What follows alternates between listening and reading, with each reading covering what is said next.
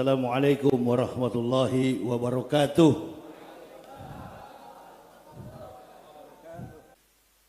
Bapak Ibu saudara-saudaraku rahimakumullah, yang kami hormati, kami muliakan para alim, para ulama, tokoh-tokoh masyarakat, wabil khusus guru kita, orang tua kita, satu-satunya panutan kita.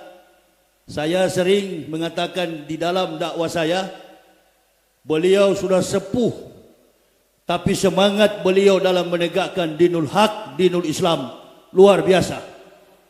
Dan saya dari latar belakang yang bukan Islam, termotivasi oleh beberapa ulama-ulama besar di dunia dan bahkan khusus di Indonesia, termasuk Profesor Dr. Kiai Haji Sukron Makmum. Kita semua berdoa dalam pertemuan halal bihalal ini agar beliau ditambah-tambahkan umur oleh Allah. Kondisi bangsa kita yang semakin rapuh, konteks kehidupan kita yang tidak sesuai dengan problematika sosiokultur.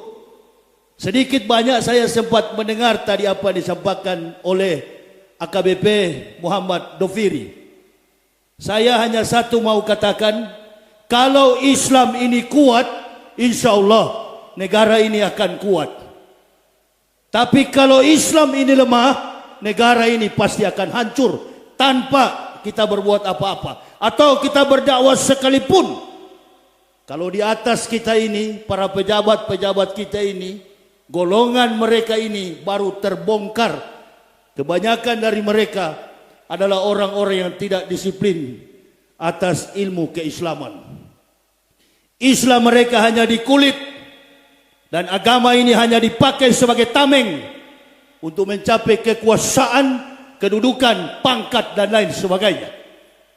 Oleh dari sebab itu, kepada ulama-ulama muda, kepada ustadz-ustadz para kiai, kita harus lebih berani menegakkan Islam ini.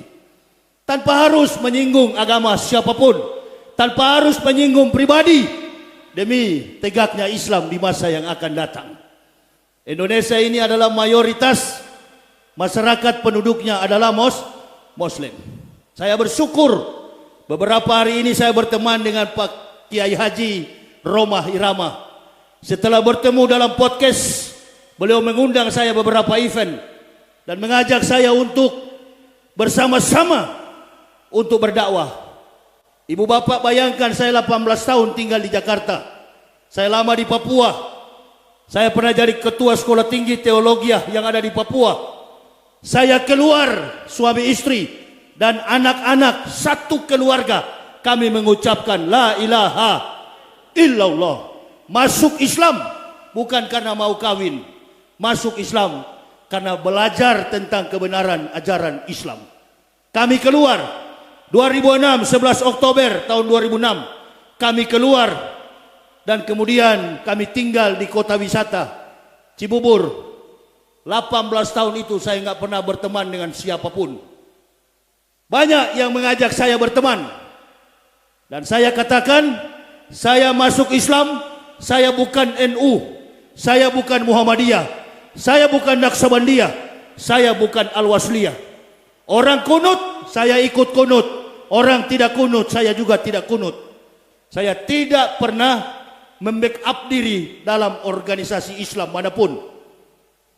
Tapi selama 18 tahun, podcast yang kemarin saya diundang oleh Pak Haji Roma Irama, saya langsung tersentuh. Allah Subhanahu wa Ta'ala, kemarin sebelum saya berjumpa dengan beliau, ibu bapak boleh tanya Masjid Al-Mubashirin yang ada di Jakarta Utara, Tanjung Priuk. Kebetulan saya yang khutbah Idul Fitri. Saya di akhir khutbah ketika tutup dengan doa, 15 menit kemudian saya tumbang dari atas mimbar. Tidak sadarkan diri, tidak bernapas lagi. Seluruh jamaah di dalam masjid menangis. Istri saya dan anak yang ikut. Saya sudah bilang dari jalan, kondisi kesehatan saya kurang fit. Kalau saya roboh dan meninggal, kuburkan saja di Tanjung Priuk. Sedih kami berangkat. Dan itulah tujuan kami. Konsistensi orang yang hidup adalah mati. Tahu sama? Hidup kalau takut, mati. Seberapa lama kita hidup? Alhamdulillah. 78 tahun usia Haji Roma. 84 tahun usia Kiai Haji Sukron Makmum. Saya belum tentu sampai ke situ. Waktu saya roboh itu, panitia mengatakan kaki dan tangan Ustadz seluruhnya dingin. Tapi wajah Ustadz itu dalam keadaan senyum. Memang saya tertawa. Kesenangan apa yang belum saya rasakan? Kesenangan apa yang belum saya rasakan? Koda aflahal man tazakka wa zakara asma rabbih fasalla bal tusirunal hayatad dunya wal akhiratu khair wa abqa. Ada perbedaan tujuan kafir hidup dan tujuan mukmin hidup. Ada perbedaan. Cari duniamu, disuruh cari. Pangkat disuruh cari, jabatan disuruh cari, tapi tidak melanggar rambu-rambu dalam etika dan sekaligus syariat Islam. Itu yang saya selalu sampaikan kepada jamaah. Perbedaan antara agama saya yang lama, kafir, musyrik. Saya keluar dari agama Kristen bukan karena saya tidak berprestasi. Justru saya adalah pimpinan para pendeta. Saya berprestasi. Saya keluar dari agama Kristen.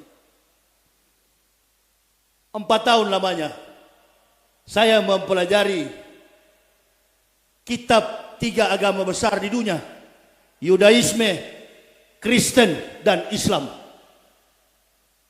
Sampai saya bertanya, mana kitab Injil yang asli? Tertulis di mana kitab Injil yang asli?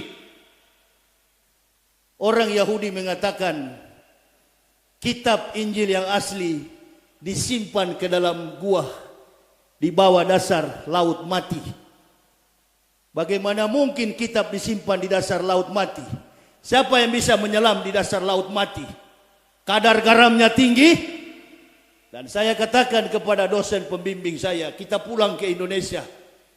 Jangankan kita berdua, sedangkan Nabi dan Tuhan Yahudi tipu, apalagi cuma kita. Di mana kitab Injil yang sebenarnya? Kitab Injil yang sebenarnya itu adalah Quran. Quran adalah kesempurnaan dari semua kitab para nabi. Antum cari tentang Musa, ada di Quran. Antum cari tentang Ibrahim, ada di Quran. Semua rangkaian kitab para nabi tersurat dalam kitabullah Al-Quran Nur Karim. Qul ya ayyuhal kitabi ta'alau ila kalimatin. Maka kembalilah hai ahli kitab kepada kalimat yang sama dengan kami. Saya kembali kepada Islam. Alhamdulillah. Hidup dan mati kami Pak Kiai, suami istri masih tetap utuh. Anak-anak saya sudah selesai pendidikan S1. Bahkan yang paling bungsu dia masih kuliah. Ada juga yang masih di pesantren Al-Muhajirin Purwakarta. Sekolahkan mereka dalam kompetensi apapun.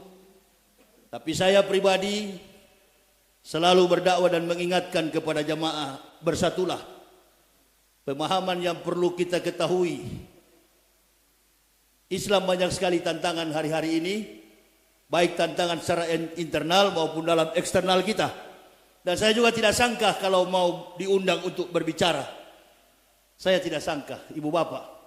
Saya hanya diundang Pak Haji Roma. Saya malu-malu juga, takut-takut juga. Banyak ulama-ulama besar. Kalau UAS dan diundang memang cakrawala kemampuan intelektualitas akademik Islamnya kuat. Tapi saya ini kan orang bukan dari latar belakang Islam. Saya orang Manado. Makanya saya katakan statementnya Gilbert Lumoindong itu, ibu bapak mesti tahu. Gilbert Lumoindong itu bukan pendeta yang berpendidikan teologi. Karena beliau itu adalah dari gereja Anabaptis. Pendeta-pendeta kaliber itu ada di Protestan dan Katolik. Nah, itu orang-orang yang memang berkompeten. Dan apa yang dia sampaikan itu tadi ditanya oleh seorang bapak, apakah dia tidak tahu atau sengaja Ustadz? Dua-dua. Dia sengaja dan juga tidak tahu. Saya sampai ditangkap kemarin oleh Mabes Polri karena saya mengatakan kitab Kristen itu palsu. Kenapa saya katakan palsu? Karena saya punya biodata lengkap. Data tentang kitab-kitab itu setiap tahunnya berubah-ubah. Dan saya buktikan di hadapan hakim. Hakim ketok palu bebaskan saya. Para pendeta yang 21 pendeta yang bersaksi ditanya oleh hakim yang mulia Wahyu Imam Santoso, siapa yang ahli di antara kalian, terdakwa atau saksi ahli? Saya bilang saya yang mempendetakan mereka dulu yang mulia. Guru dipendetakan. Aneh, tapi saya ditangkap bukan karena teroris, Pak Dopiri. Saya tidak setuju. Tindakan-tindakan teroris itu adalah tindakan politik pengecut. Kalau berani jangan pakai pengawal. Saya keliling Indonesia, nggak pernah naik pesawat. Saya pakai mobil keliling Indonesia bersama anak istri. Di mana-mana kami dicegat, mobil kami dibakar di Manado. Kami tidak pernah lapor kepada jamaah. Itulah resiko berdakwah. Orang yang menghancurkan kami, yang membakar mobil kami, alhamdulillah satu keluarga masuk Islam. Maka lihatlah presentase umat Islam di Manado tahun 2024 62%. Dulu cuma 0,18%.